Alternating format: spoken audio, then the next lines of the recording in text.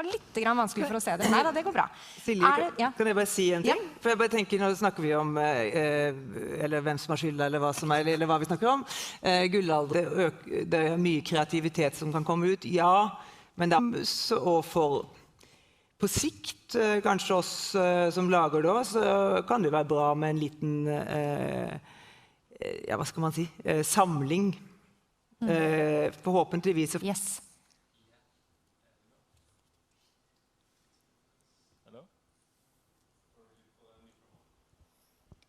1, 2, 3. Hej. Hej, jeg hedder Christian, og jeg har et spørgsmål lidt til, hvad jeres tanke er om det her med, at som ung, upcoming manusforfatter eller instruktør og generelt kreativ prøver at komme ind i branchen.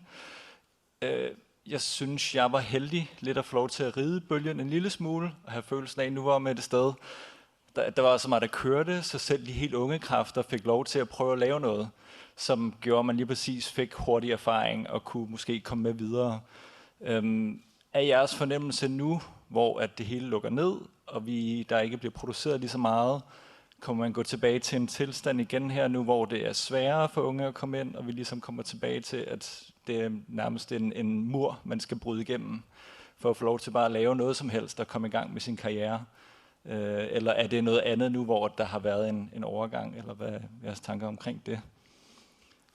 Og så et andet spørgsmål, som måske er lidt off i forhold til det her spørgsmål. Jeg var bare lidt nysgerrig på det, fordi det er noget, der ligesom er gået igen, synes jeg, i løbet af dagen. Men den her diskussion om, at det lyder som om, at alle strategier de fleste steder går fra, at vi har lavet mange af de her lidt aldersgruppefokuserede produktioner til, at alle går lidt med hen til at lave mere brede fortællinger, der skal ramme alle.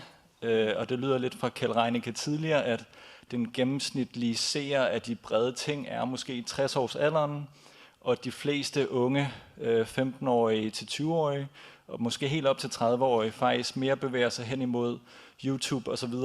Og så mit spørgsmål er så, nu hvor vi så går tilbage til at fokusere kun på dyre, store, brede fortællinger, mister vi endnu mere en generation, som der ikke bliver satset på, og hvem skal så se tv om 10-15 år?